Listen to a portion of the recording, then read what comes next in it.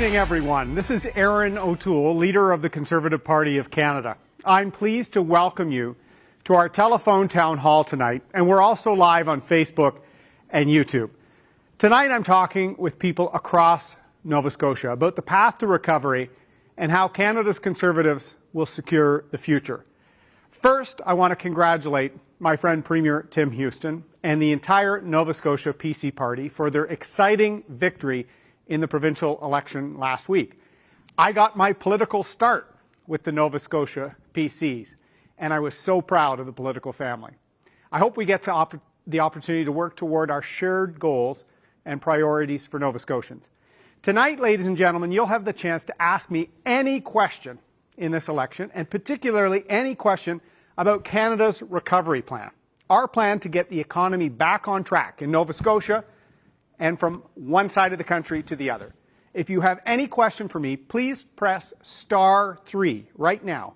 Or if you're watching on Facebook or online, use the comment section to ask a question.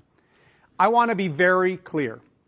Having an election right now is frankly reckless. Rather than focusing on an election, a Prime Minister should be thinking about how to meet the threat of a Delta-driven fourth wave, how to secure our recovery, particularly hard-hit sectors like tourism in Atlantic Canada, how to tackle the skyrocketing cost of living, housing, costs of grocery, gas, food, and clothing for the kids. That's what Canadian families are worried about. But Mr. Trudeau is worried about his own political skin. He wants to be rewarded with a majority after leading to inflation. He's also ignored Atlantic Canada and Nova Scotia for his 6 years as Prime Minister. There may be 4 parties on the ballot, but there are only 2 choices: Canada's Conservatives and more of the same. The Liberals, the NDP, and the Greens have an agenda of more borrowing, more debt, higher taxes, higher inflation, and prices that are getting out of control. But Canada's Conservatives will stand up for hardworking Canadians and their families. And it's why, on day 2 of this campaign, I launched Canada's Recovery Plan. It's a plan to get Canada's economy firing on all cylinders and provide stable, predictable, increasing funding for our public health care system that Nova Scotians want to see continue to grow and be there for them. This recovery plan is our plan to secure 1 million jobs in 1 year, the ones we've lost in the pandemic and more, to secure accountability by introducing tough new anti-corruption laws, to work on the recovery of our wellness by implementing our Canada Mental Health Action Plan, to make sure we secure our country by building up our capacity on vaccines and other critical items to respond to future pandemics and threats, and to secure our economy by balancing the budget over the next decade so we don't burden our kids and grandkids. Canada's Conservatives will secure the future for communities across Atlantic Canada and in Nova Scotia. And Nova Scotia is very important to me. That's where I met my wife, Rebecca, who's from Fall River. I went to Dalhousie Law School, and my service in the Canadian Armed Forces took me to Nova Scotia. Proud to have served out of Shearwater, sailed with our Atlantic Navy, lived in the north end of Halifax in the historic Hydrostones. I probably couldn't afford there now with the housing crisis. But I'm looking forward to discussing any issue on your mind tonight because we want to win your trust. As I said, hit *3 right now if you have a question, or put a comment in the comments on Facebook and we'll try and get to all your questions. And I'm very proud that we have a good friend of mine, someone who has served this country with distinction, a proud Nova Scotian, the pride of Whitney Pier, my good friend, the Honourable Lisa Raitt. Lisa, take it away. Thanks very much, Erin. Much appreciated. And it's great to see you. I know that I don't get a lot of time to see you and Rebecca these days because you're very busy, but you're doing a great job out there. And I'm just so proud to see the wonderful reaction we're getting across the country to the policies that you're putting out. You and I have a lot in common. We both have 2 kids. Your kids are a little bit younger than my kids, but we care about the same things. And maybe it's because of the roots that we have coming from Nova Scotia. We care about healthcare. We care about a prosperous economy because we want our kids to grow up around us. And we just want to make sure that what we're doing makes sense for seniors and for pensioners too. and that we have a good quality of life. And that's why I love the policies you've been talking about lately. I think they're just fantastic. Now, I'm here tonight to help moderate and take questions from you. And as Erin pointed out, if you hit *3, you can ask a question of Erin. If you're watching on YouTube or Facebook, put it in the comments section. We've got lots of people who are out there who want to hear what your questions are and allow me to call on you to ask questions. So you ready to go, Erin? Are we gonna do this? I'm ready to do this, and let's go to the first question. Sounds good to me. So I'm going to go to Marcel from Cumberland County. Marcel has a question that I have on my mind too, Erin, actually. So my mom has been in the hospital both in Cape Breton and in Halifax very recently. And healthcare is something that preoccupies me, especially the fact that my family coming from Cape Breton is somewhat rural Nova Scotia. So Marcel, I'm going to hand it over to you. You have a question on healthcare in rural Nova Scotia. Hi, Marcel. Lisa. My name is Marshall Strong, and I live in Advocate Harbour. How are you tonight, Mr. O'Toole? I'm doing very well, thanks. We are in crisis here with our ambulance service and our senior health care. How would you facilitate change and assist our new Premier Designate, Tim Houston, in that respect, especially for our rural communities? Great question off the top, because I look forward to working with Tim Houston and his government. They ran on making sure that the healthcare system was improved, and I'm running to ensure that they have a federal partner in that. We have the most ambitious and the most comprehensive plan for our healthcare system to secure our public and universal system. We are pledging 6% increasing amounts per year as a government. We're going to make sure that there's, in the next 10 years, $60 billion committed to securing our healthcare system and giving the provinces the flexibility to build up capacity. You're talking about ambulance services and some of the unique needs in rural parts of Nova Scotia. That's something I know the government wants to tackle, and they need a partner in Ottawa that will provide steady, increasing, predictable funding, and will work with them as a partner, not causing fights and squabbles like we're already seeing with Mr. Trudeau. In fact, if Mr. Trudeau was really concerned about the health of Canadians, he wouldn't have called an election in a pandemic. He put his own needs first.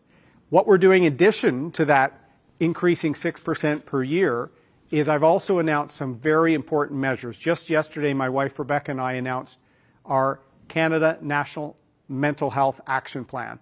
We will partner not only with the provinces, with employers. We're going to incentivize more health and wellness, mental wellness coverage with employers. We're going to work with nonprofit groups on the ground who are often some of the earliest to help with issues related to addiction, family violence, some of the after effects of this pandemic we'll be dealing with.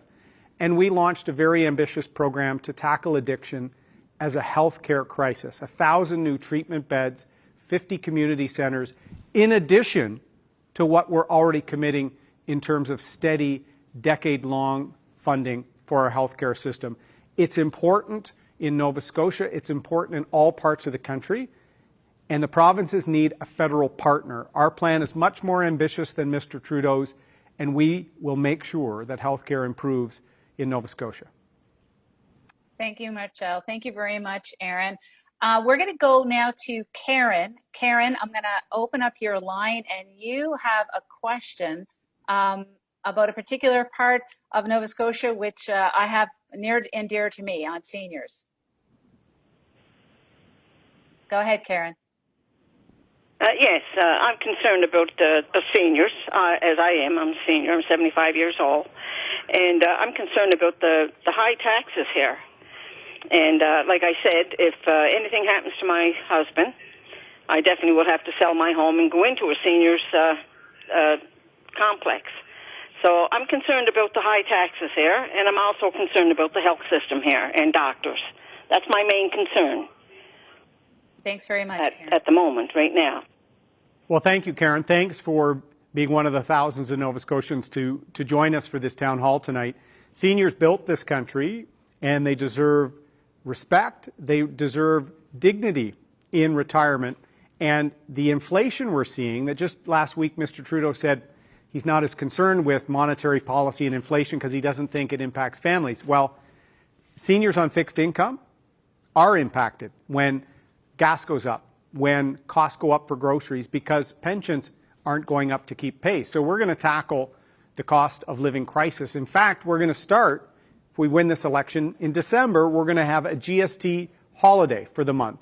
It's a modest but important benefit that will allow all Canadians to save, and we're tying it to in-person purchases, going into the bricks and mortar retailers across Nova Scotia, Cape Breton, right through to Yarmouth, to make sure that those retailers get a boost and Canadians get a break. We're also going to give a $1 an hour raise to seniors that still are working and are part of the Canada Workers Benefit, because we're going to dramatically increase that. We're going to make it easier to claim medical expenses and tax credits for folks that are staying in their home. And we're also going to give an incentive for seniors that may live with their kids or may live there, because we do know, as you said, Karen, when a senior loses their partner, it becomes harder to stay in their home, and we're going to try and target supports that help those vulnerable seniors. We're also going to commit $3 billion to help the provinces build out long-term care and make sure that that part of our healthcare system is more prepared in a future pandemic. And we're going to keep the increases coming in line in terms of OAS, because we certainly know this inflation we've seen, if it continues, seniors are going to find it harder and harder to pay their bills. So we want to be there for seniors. We were when we were in government. We will do it again. Thanks, Erin. We're going to get back to Erin in just a moment, folks, but I'd like to ask you a question, if I could, just to get a little poll. If Erin and the Conservative Party can count on you for your support, can you press 1? If you're supporting another party, please press 2. And if you're just not sure yet, could you press 3? Thank you very much. Now, we're going to go to Facebook, Erin. We have a question who's come in on Facebook from Lisa, not me, another Lisa. And what she'd like to know is, how do you plan on helping small businesses? And she correctly says, which we all know, small business is the backbone of our economy. Great question, and I'm glad we took one from Lisa on Facebook. You can also hit *3 if you have a question for me on anything, including Canada's recovery plan. And Lisa, you know, because you were one of the many people that we consulted to get some great ideas to help get our economy back on its feet. The 1 million job pledge in 1 year is the most comprehensive set of policies to get this country moving again, really in our history. Without a strong economy, we can't make the record commitment to healthcare that we're making. We can't be on the path to reconciliation and get the country more prepared in the future if we don't grow the economy. So we're going to save Main Street by providing direct assistance to businesses, particularly in industries that were highly impacted by COVID and by restrictions and by the Atlantic bubble, meaning less tourism. So restaurants, services, hospitality, travel tourism, we're going to have dedicated programs for them. We're also going to have a Rebuild Main Street tax credit to actually encourage Canadians, maybe some that did okay through the pandemic, to invest in or even start new small businesses, to make sure we fill some of the holes on Main Street, get people back, get the economy going again. We're going to have a Canada Jobs Boost benefit, where we're moving from the CERB and paying people not to work, that Mr. Trudeau keeps extending, instead incentivizing work. And for people that have been chronically unemployed, we're going to incentivize employers with up to 50% covering the salary of employees for 6 months that have been off work for 10 months or greater. So we have a number of measures that will not only help small business owners survive, we want them to thrive. And I'll tell you, I said this in my comments to Karen, our GST holiday, which I'm getting really good news on, it would end this year, it would be December. It will help people save, maybe help a few extra little Christmas presents or stocking stuffers or end-of-year little treats, but it's going to be driven at those Main Street businesses that have suffered from coast to coast. It's not about an online purchase from the States. You have to to get that GST savings, to get that holiday, it has to be an in-store purchase.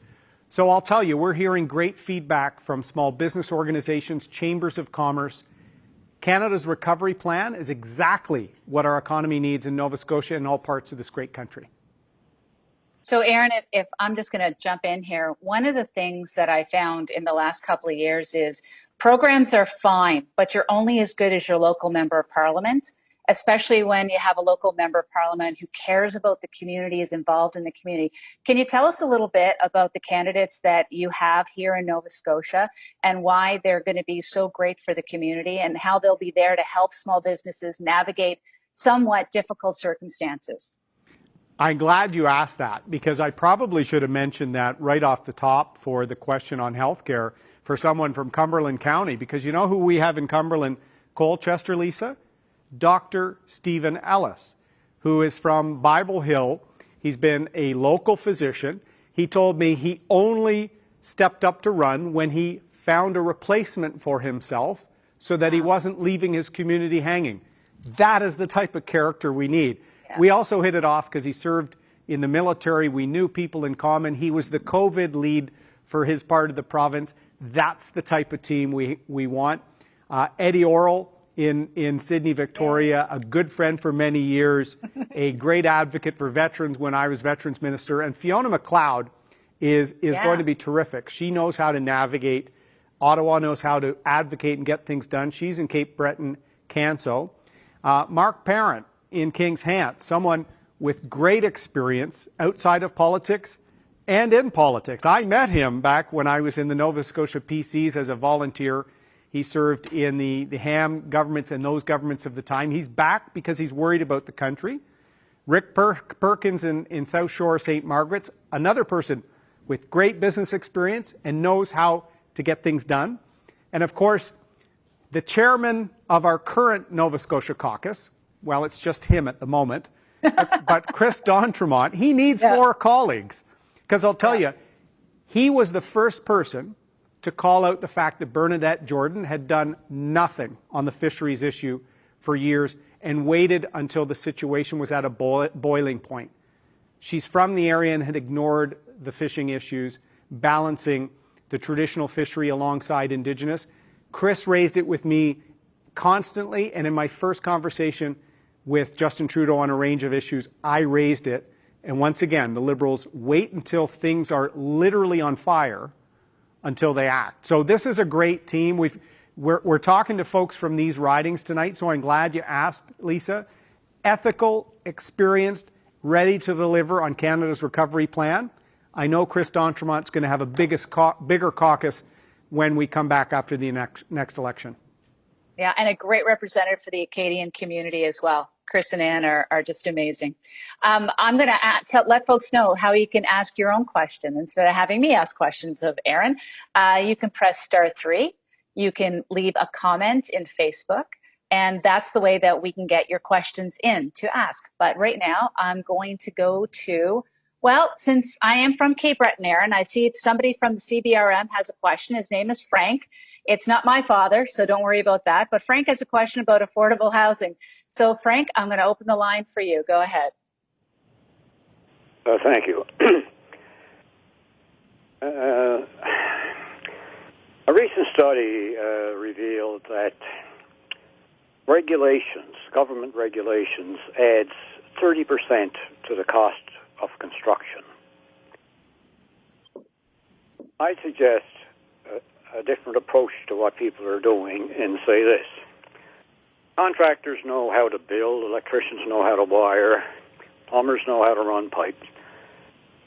If we could get rid of all of these regulations and require the builder or homeowner or whoever is building the place to pay 2% of the cost into a designated fund to cover any deficiencies that might arise in the future. That would significantly reduce the cost of construction and encourage more private development in order to increase the affordable housing. Because obviously, if you can save 28% on the cost of construction after you've paid your 2%, you can afford to rent much more reasonably. Yes. What do you think, Erin? I agree with you, Frank, and that is a statistic that has been shared with me by builders in many parts of the country, by advocates for more rental and more affordable housing across the country. And the biggest challenge with our housing crisis, which affects all parts of the country, is a supply that is not matching demand.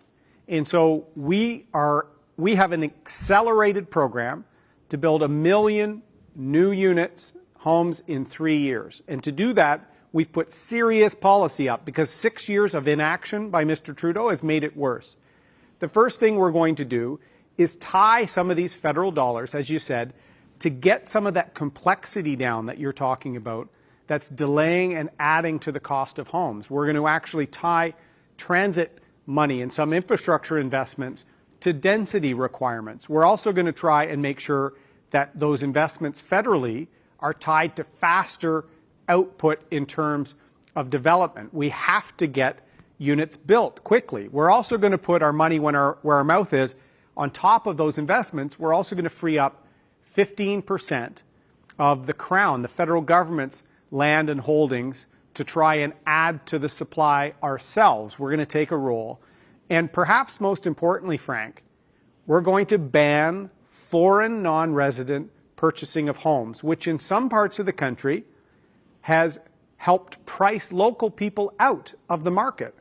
Something we put forward months ago and Mr. Trudeau voted down in the House of Commons after our platform was put out and was well received. He's now suddenly trying to make up his own program.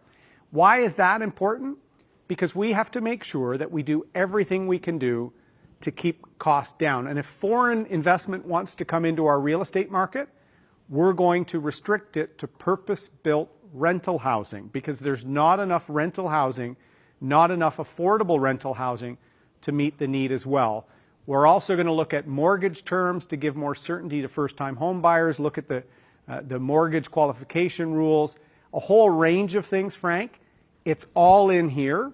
And I want you to know the same statistics you're quoting, the meetings we had to make sure that Canada's recovery plan really tackles the housing crisis, that's a plan in action. After 6 years of making the problem worse by Mr. Trudeau, we need to get more houses built. Thanks for your question, Frank. We're going to turn now, Erin, to Sandy. Sandy has a question on climate change. Over to you, Sandy. Hi, how are you? It's Sandy Rudolph here. Climate change. Now, number one, this is a two-part question, but the climate activists never say anything about coal. Coal is much worse than any of the natural gas and whatever. Now, what I would think would be using natural gas for a stopgap until we have other sources of power. In Nova Scotia, we're at 40 to 50% coal generation for electricity. So the first part is how can we change that quicker? Some of these coal plants can be changed within 1 year to use natural gas. It's 1/3 of what coal is as far as carbon put out. The other one would be to restart the Energy East as a stopgap, and so then we can use natural gas to generate the power. Now, there was an LNG plant that was actually was planned, and it was stopped in Canso. This LNG plant would have actually shipped LNG, natural gas, to England, France, whatnot, and utilized our Calgary friends. And I was just wondering if there's anything available that you could restart that plant, give incentives to Nova Scotia to change the coal generation over to natural gas, opposed to waiting for 8 to 10 years. That's a great set of questions, Sandy. Thank you. And climate change is important, and we put forward a very comprehensive plan. In fact, in Canada's recovery plan, the only chapter of it that we released before the campaign was in April, when we launched our comprehensive policy on climate change. To meet our Paris targets, we need to get our emissions down, but we need to get as many jobs and investments to be secured Mr. Trudeau's approach is driving away jobs and investment. We worked with a firm out of Vancouver to make sure we could meet our targets as a country, but get the country working. When you talk about natural gas, I agree with you 100%. In fact, we're going to try and work with some parts of the country that already have enough access to natural gas to start building in a renewable aspect to their natural gas. That's in our plan. The transition, as you said, from higher intensity forms of electricity generation and of power needs to be part of our long-term smart way of getting emissions down without shutting down entire sectors of our economy. That's what Mr. Trudeau wants to do, and Mr. Singh for that matter, at a time we need jobs the most. I met with the folks from the Goldboro LNG project you talked about. When Mr. Trudeau introduced Bill C-69, that drove away over $100 billion of investment, not just from Alberta and Saskatchewan, which paid the highest cost for Mr. Trudeau's attacks on the natural resources sector. It impacted projects like that. It impacted any large infrastructure project in Canada because you're never going to get the investment if people can never get approvals. Mr. Trudeau put that in place to make sure that we never get big, ambitious projects, whether they're developments or pipelines built again in the country. So what we've said is we're going to eliminate those provisions, and we're going to show that we can meet our Paris targets, we can transition to lower forms of energy and power, but also be very proud of our resources and work with the large producers on their net zero by 2050 plans. So, Sandy, you seem to know a lot about the issues. I invite you to check out Canada's recovery plan. We need to take the environment seriously, and we are in this plan, and we have to get the economy moving, because without a strong economy, without people working, we can't tackle climate change. We can't tackle reconciliation, some of the inequalities, the mental health challenges. We need to secure jobs and opportunity and deliver our Paris commitments. I'm going to go back to the folks on the phone right now. Can you help me now with the poll again? Can you let me know if Erin and the Conservative Party can count on your support? If they can, press 1. If you're supporting another party, press 2. And if you're just not sure yet, please press 3.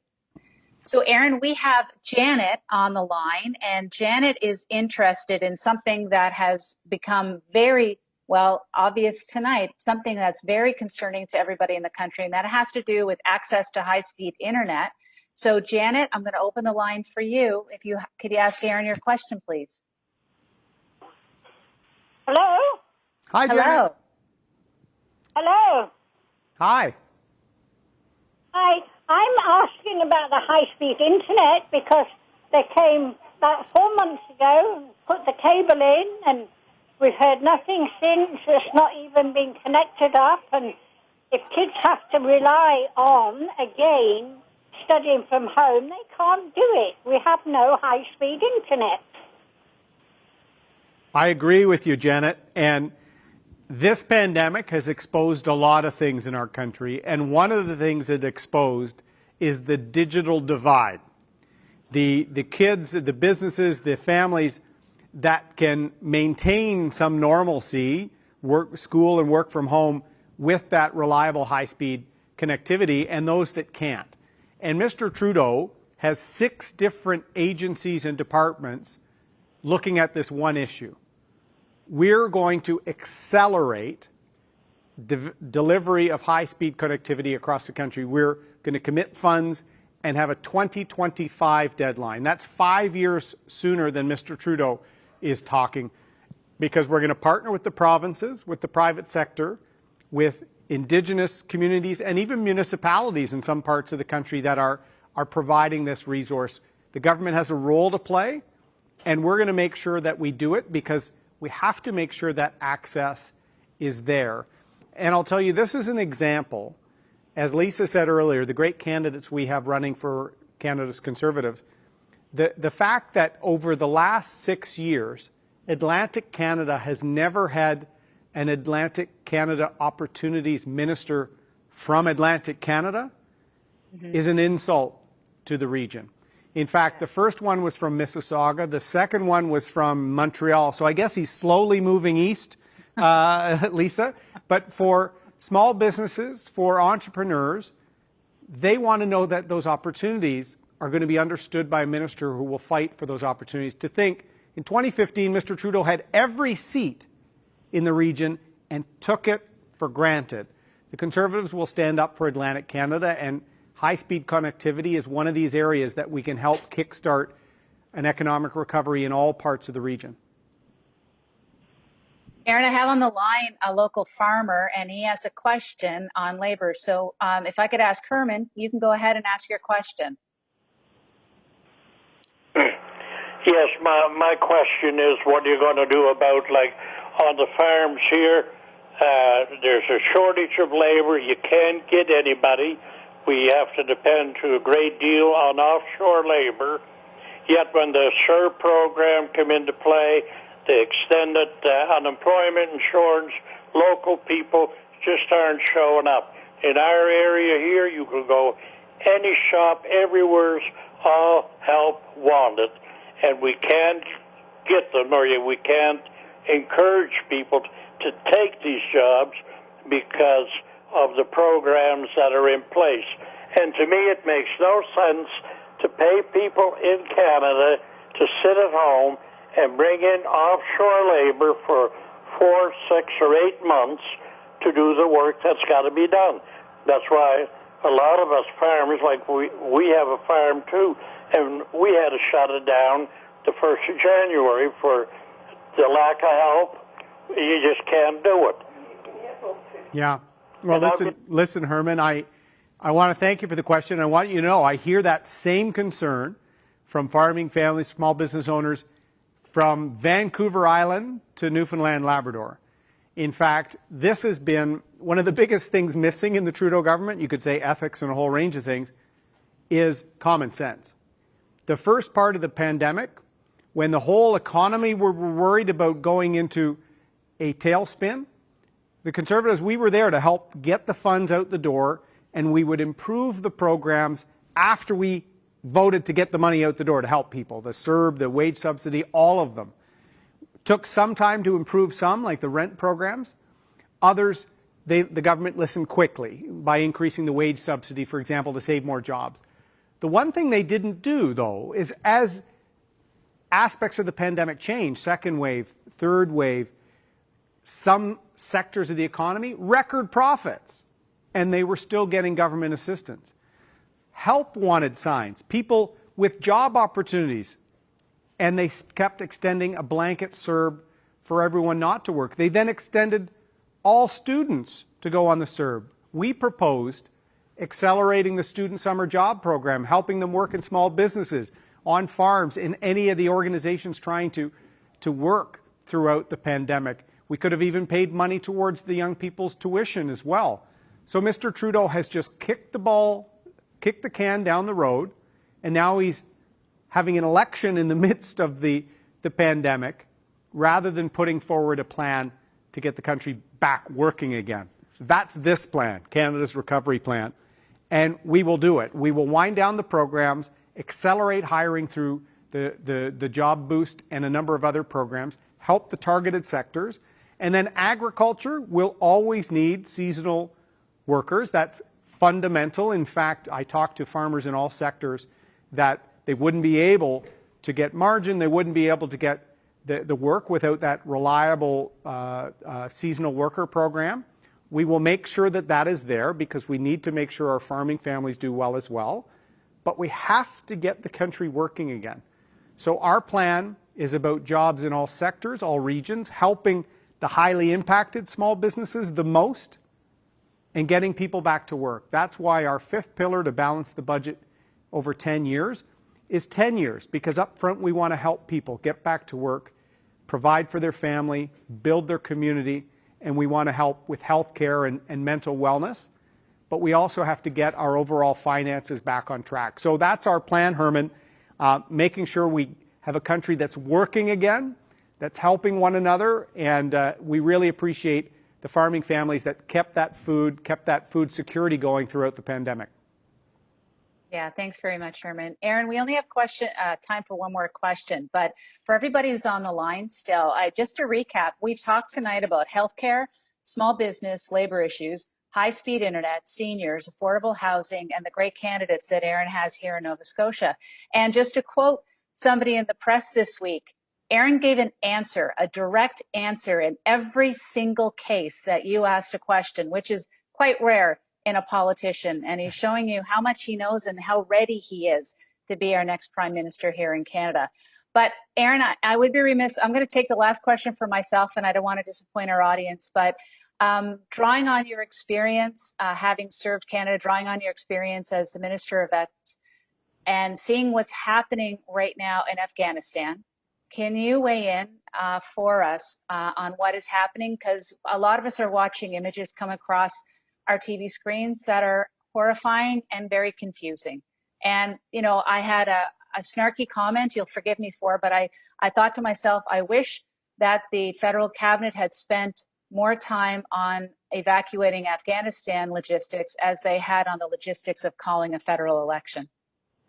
Yeah, you nailed it, Lisa. There's so many reasons why Mr. Trudeau shouldn't have called this election. The Delta variant, forest fires in BC, and literally chaos in Afghanistan. It's been heartbreaking to see it. And we know the Taliban, you know, women and young girls will be treated horribly. There'll be no access to schools. We will see human rights abuses, even killings. And it's a horrible regime. And Mr. Trudeau squandered 6 months, actually squandered several years, because you would remember, Lisa, before you retired from politics, we were advocating for some of the left behind translators and other people for several years. And to his credit, John McCallum, the first immigration minister, actually listened to veterans, to myself, other people, and we got a translator back. And he was actually serious about trying to help. Justin Trudeau fired him, and everyone else we've had since have ignored this problem. For months, Canadian aid groups, veterans have been saying, we have to get people out of harm's way there because they're at risk from the Taliban because they helped Canada on our longest mission in the history of the Canadian Armed Forces. And Nova Scotia families, and I've spoken to some of them when I was Veterans Minister, lost people in that conflict. We see the horrible situation on the ground. So it is heartbreaking to see that Mr. Trudeau abandoned people there rather than acting. And that's something I think Canadians want to see leadership. They want to see us stand up for our interests at home and our values around the world. And so as Prime Minister, I've talked about what I would be doing right now, working with our allies, having safe corridors for refugees, working with particularly allies like India, working to secure support, security, and financial assistance for folks getting people out of Afghanistan, working with the border states. But we need leadership. Mr. Trudeau reads speeches, takes photographs, never follows up. And I don't think that's very Canadian. We never leave people behind, Lisa, and I'm sure you agree with me there. Yeah. Well, it's been a delight spending time with you again, Erin. The only thing I miss about politics is sitting next to you in question period, because you're always way too funny and made me laugh on camera. But I'm delighted to be here with you tonight. And my best to you as you continue to do the right thing, which is getting our message out there to Canadians about what a positive conservative message is and what a positive conservative government will look like. So thank you for having me tonight. Thank you, everybody who called in. And it's, again, Erin, the best as you continue on this road. And I'm looking forward to seeing election night and us being on top. Well, Lisa, there was no one better on their feet in the House of Commons when I was there than you. So we were very fortunate to have you. And then the advocacy you've been doing, talking about Alzheimer's, talking about mental health and wellness, I respect that. So you're still helping people. And it'll be great to see you in person again soon. And so thank you, everyone. It's great to talk to friends in Nova Scotia tonight. As I said, I got my political start in Nova Scotia as a volunteer with the Nova Scotia PCs, went to law school, served in the military, met a lovely young woman from Fall River, Nova Scotia, and in fact, have family in Nova Scotia. It's a very important part of the country. And like many parts of the country, Nova Scotians have felt left behind by the Liberal government. And the NDP and the Greens are offering no different vision, just more of the same. What we're offering is a way to get Nova Scotia's economy back on track. Record investments in healthcare to help rebuild healthcare in Nova Scotia and all parts of the country. With a plan, with an ethical team, with great candidates that will fight for opportunity, fight to get the country back on its feet, united again, we can secure the future. We can come from a challenging year and a half, but make sure Canada's best days are ahead of us. I love this country. I know folks in Nova Scotia do as well, but we need a plan. We need a government that thinks about your interests, not about the special interests in the bubble of Ottawa. So thank you for asking a few questions. We've had a great discussion. Check out Canada's Recovery Plan on our website. Look us up on Facebook, Twitter, Instagram. Even our dog Wexford has an Instagram account, Lisa. It's fun to follow. And we hope we can earn your trust. We hope we can get your help to secure the future. Be well. Thank you very much.